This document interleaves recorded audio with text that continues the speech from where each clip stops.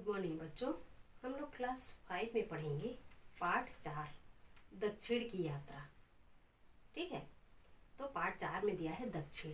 तो यह इसमें क्या बताया गया है देखते हैं। हम जब कभी यात्रा पर जाते हैं तब उस यात्रा का वर्णन अपने मित्रों और घर के अन्य सदस्यों से करते हैं। कहीं भी जाते हैं तो उसके बारे में हम लोग लोगों को बताते हैं। ठीक है, इस पाठ में भी एक बच्चा अपनी कन्याकुमारी की यात्रा के बारे में अपने मित्र को पत्र लिखकर बता रहा है।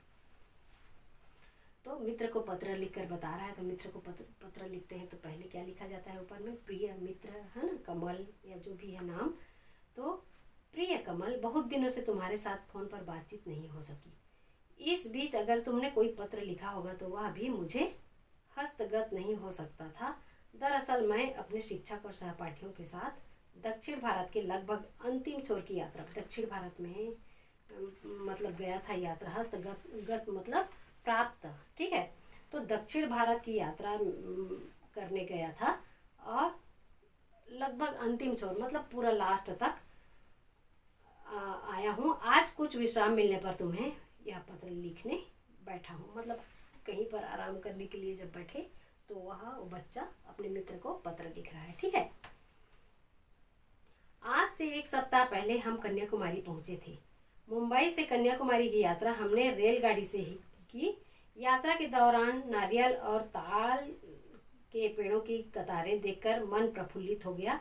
हरे भरे खेतों के बीच से दिखते छोटे छोटे बड़े मकान बड़ा सुंदर लग रहा है। मतलब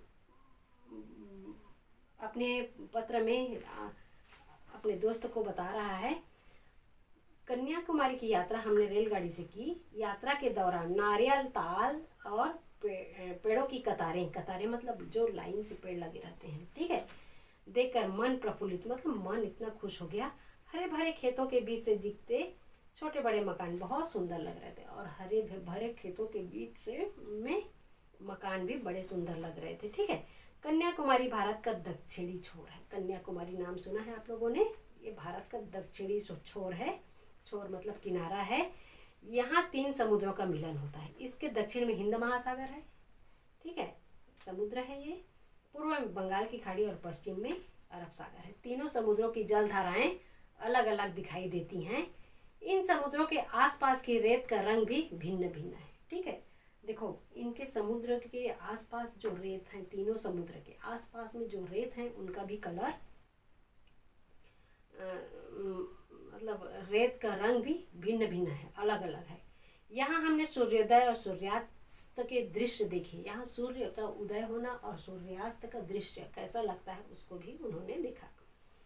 ठीक है, सूर्यास्त के इतने अनुपम दृश्य कन्याकुमारी में ही देखे जा सकते हैं। सूर्यास्त के समय सूर्योदय और सूर्यास्त डूबने के टाइम का दृश्य इतना सुंदर और अनुपम लगता है, तो उसको कहाँ देखा जा सकता है? अनुपम मतलब बहुत सुंदर, उसको कन्याकुमारी में ही देखा जा सकता है। ठीक है, कन्याकुमारी के समुद्र तट से थोड़ी दूर पर विवेकानंद शिला स्मारक है।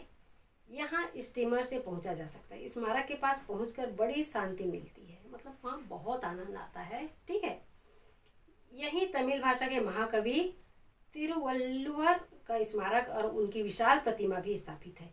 यहाँ से लौटकर हमने गांधी मंडप देखा। गांधी मंडप समुद्र के किनारे स्थित है।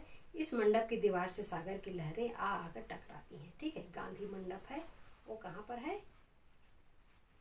गांधी मंडप समुद्र के किनारे में स्थित है। ठीक है, बना हुआ है और लहरें, समुद्र की लहरें वहां पर आकर टकराती हैं। कन्याकुमारी में चटाइयाँ, शंख, सीपियाँ और लकड़ी की बनी चीजें बिकती हैं। हमने शंख और सीपियों से बने, सीप मतलब सीप होता है समुद्र का, सीप से बने खिलौने खरीदे। मैंने तुम्हारे लिए भी एक शंख खरीदा है। ठीक है, तुम्हारा अभिनव, उसका मित्र का नाम है अभिनव। अभिनव अपने मित्र किसको पत्र लिखा है? कमल को पत्र लिखा है। ठीक है, तो पाठ 4 दक्षिण की यात्रा क्लास 5 में ये चौथा पाठ है। आप लोग भी इसको अच्छे से पढ़ेंगे। पढ़ने से मात्राओं का ज्ञान होता है और बहुत कुछ नॉलेज होता है, इसीलिए पढ़ाई करना, रीड करना बहुत ज़रूरी है आप लोगों को।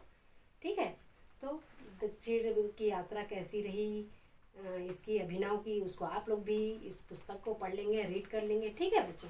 ठीक है, ओके बच्चों, थैंक यू।